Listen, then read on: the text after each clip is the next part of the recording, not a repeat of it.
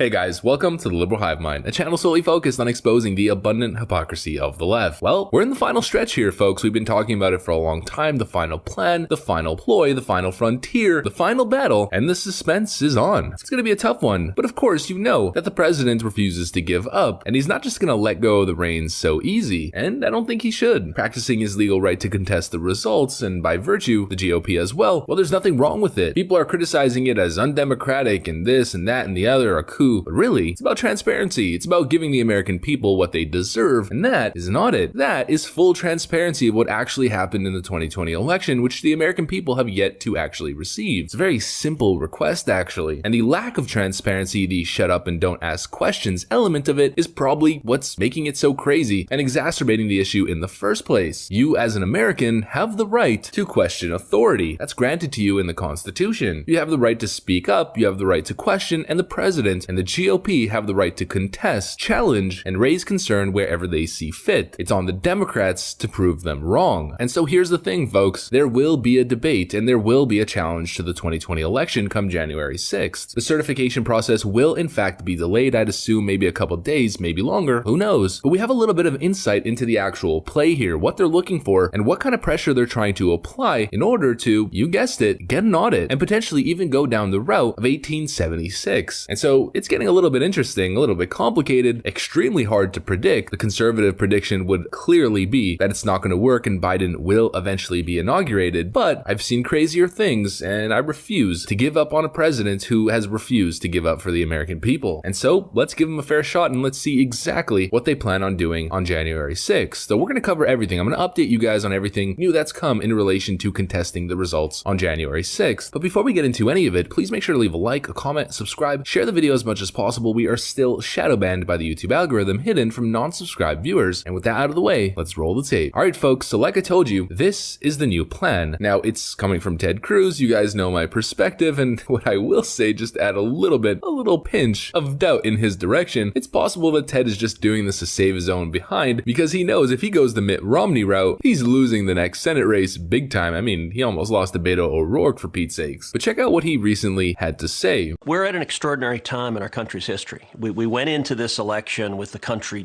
deeply divided, deeply polarized. I think we in Congress have an obligation to do something about that. We have an obligation to protect the integrity of the democratic system. And so this past week, I spent writing out a position and assembling a group that ultimately of 11 senators that we put out yesterday that we will together object to certification in order to force the appointment of an emergency electoral commission to perform an emergency audit of the election results. I think we can do that. We can do it promptly. We can do it in 10 days before the inauguration, but I think we have an obligation to the voters and we have an obligation to the Constitution to ensure that this election was lawful. And so apparently the idea on January 6th is to apply enough pressure onto the certification process to hopefully require a true transparent audit over key battleground states during the 2 weeks that will follow before the inauguration process on January 20th. And so of course, the liberal response will be, there's been recounts, there's been audits, and to which my response is, give me a break. Recounts, of course, we know are not audits, and the audits themselves have been lackluster, shoddy at best, and only targeting random counties that have nothing to do with anything. To act as if there was a true audit over massive counties like Fulton or Wayne is just a flat out lie. There have not been true audits, but what there will be is a debate. There will be a challenge. And I know Mike Pence recently has been taking a whole lot of heat, but we got this headline right over here that just came out. Pence welcomes electoral challenge by members of the House and Senate spokesman. And so Mike Pence is welcoming the challenge, and there's definitely going to be a huge debate here. We've got a story right over here. Senator Josh Hawley challenges Pennsylvania Senator Pat Toomey to a debate about election issues on the Senate floor. We've got these two stories from Fox News as well. What to expect when Congress meets to count electoral college results. Final certification could bleed well into the wee hours of January 7th, if not deep into the day on January 7th or beyond. It is believed that the Democrats would certainly vote to reject any electoral challenges from Republicans, and there are certainly enough Republicans to join Democrats to do the same in the Senate. But remember, we are doing this in the age of COVID-19. The House and Senate are both at the margins for both parties right now. Absences imposed due to positive tests or quarantine matter a lot. You never know exactly who is going to be there. Moreover, the House of Representatives will reinstitute its remote voting regime for the 117th Congress. The Senate has never had a remote voting option, but the House is barred from using remote voting during the certification of the Electoral College. So, contesting each state probably takes a few hours. This is why the final certification of the electoral vote probably bleeds well into the wee hours of January 7th, if not deep into the day on January 7th or beyond. Consider that there is a 2-hour debate for each state. That is to say nothing of how long it takes to conduct roll calls in a pandemic. The House averages about an hour per roll call vote these days. That also doesn't address all of the ceremonial time, speeches, and minutes devoted to roll through states with uncontested electoral slates. This entire exercise is set against the backdrop of loyalists, the President Trump claiming election issues and Trump summoning protesters to demonstrate in Washington. This process also has the potential to splinter the Republican Party and set a rocky precedent for the years to come. Senate Majority Leader Mitch McConnell, Republican from Kentucky, counseled Republicans against challenging electoral votes, but those calls fell on deaf ears. Moreover, each state of contested votes triggers a roll call vote documenting how lawmakers in both the House and the Senate stand on, say, Pennsylvania's electors or Michigan's electors. This is undoubtedly a helpful vote for some right-wing Republicans or those close to President Trump. It may help them avoid a primary challenge or ingratiates them with the GOP base, but these votes could come back to haunt others, and there will certainly be some Republicans who represent states or districts where their vote, one way or the other, on each electoral slate could help or hurt them choose the wrong direction, and it could be dangerous politically. And that is the important factor that we've been talking about this entire time. What does a politician care more about than politics? All they care about is keeping their seat. They don't care about Biden, Pelosi, Trump. It's just about keeping their own damn seat. And if they feel as though they need to vote a specific way in order to avoid being primaried, well, they might do it. And this could be the secret to the whole thing. Here's another story from Fox News. GOP senators want election commissions similar to what decided disputed 1876 race. Cruz, other Republicans look for a repeat of what led to the election of President Rutherford B. Hayes. In 1877, following the 1876 election, returns from Florida, Louisiana, and South Carolina and one elector from Oregon were disputed. Congress then set up a commission to determine how the electoral votes should be allocated, reserving the right to accept or reject the commission's finding. In the end, Congress awarded all 19 of the contested votes to Hayes, who was elected with 185 electoral votes to Tilden's 184. And so there's a couple factors here, folks, based, of course, on how many senators get behind this. We already know a ton of congressmen and women will be challenging the results, but based on how the Senate responds here, based on how these GOPers side the day of, on the fateful day of January 6th, who knows? Something could, in fact, happen. One thing that I know is a damn shame is that we shouldn't be here in the first place, and the Supreme Court should have taken these cases to begin with. But one thing we definitely know on this channel, and one thing we gotta always focus on, is the liberal hypocrisy. We've got a couple videos here that we just gotta call out. First, here's Jake Tapper. Look how he framed the whole thing. Saturday, 11 Republican senators said they would vote against